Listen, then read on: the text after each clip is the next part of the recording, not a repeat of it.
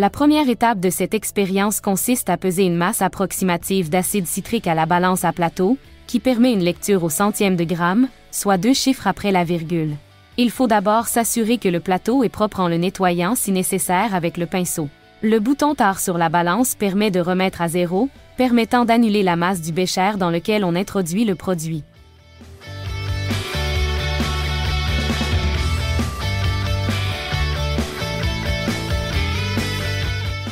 La balance analytique permet de mesurer la masse exacte d'acide citrique avec une précision au 10 millième de gramme, soit 4 chiffres après la virgule.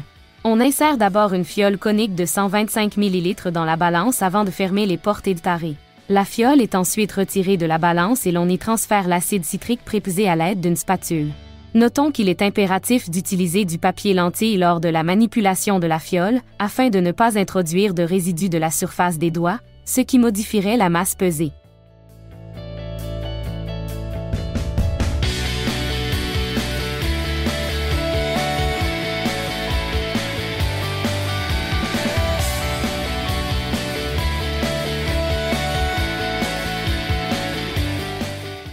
On ajoute à la fiole conique environ 25 ml d'eau distillée, ainsi que 3 gouttes de phénylphtaléine, un indicateur coloré qui est incolore en milieu acide mais rose fuchsia en milieu basique. Ce dernier permettra d'identifier le point d'équivalence lors du titrage.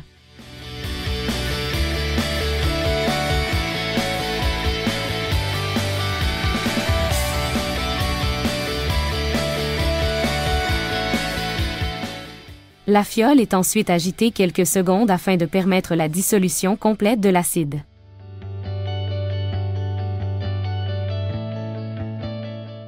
Une burette est un instrument de laboratoire utilisé pour mesurer avec précision le volume d'un liquide, généralement lors de titrage.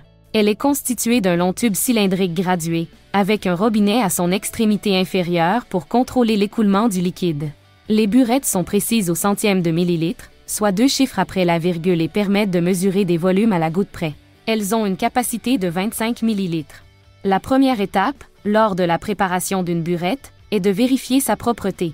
Pour ce faire, on la retire du support, on ferme son robinet, et on la remplit à l'aide d'eau distillée en utilisant un petit bécher. Notons qu'afin de remplir une burette de manière sécuritaire, celle-ci doit être placée sous la hauteur du menton et à environ 45 degrés. On replace ensuite la burette sur son support et on ouvre son robinet afin de faire couler l'eau dans un bécher d'échec. Il est important ici d'observer si l'écoulement de l'eau est uniforme.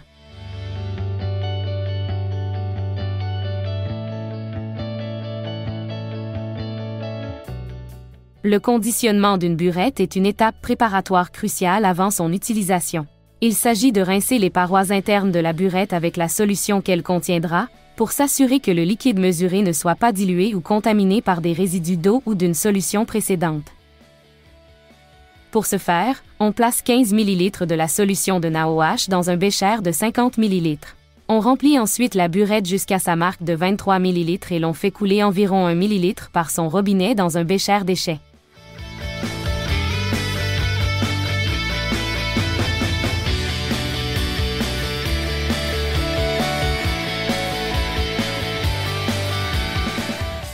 La burette est ensuite placée de manière quasi horizontale et on la fait tourner afin que toute la solution entre en contact avec ses parois internes et la solution est jetée dans le bécher d'échec.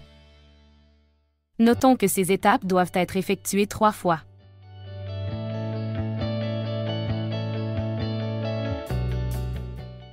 Le remplissage de la burette est accompli en utilisant environ 30 ml de solution dans le bécher de 50 ml. Lors de cette étape, il est possible qu'on observe la formation d'une bulle d'air dans la pointe. Pour l'éliminer, on tient la burette au-dessus du bécher contenant la solution et l'on ouvre le robinet, tout en secouant verticalement la burette, puis on le referme rapidement.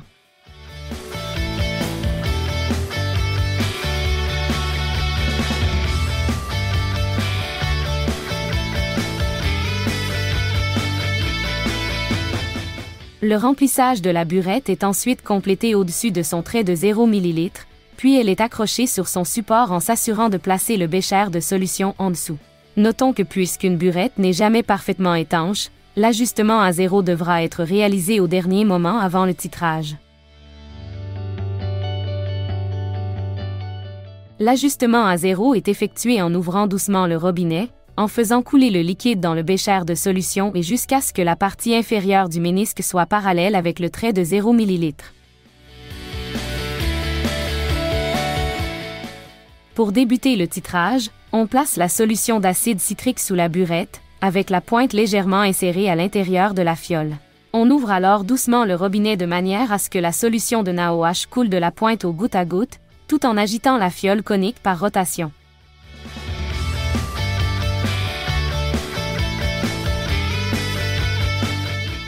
Il est conseillé lors d'un titrage de rincer régulièrement les parois de la fiole avec un jet d'eau distillée, ce qui permet d'entraîner les éclaboussures vers le bas.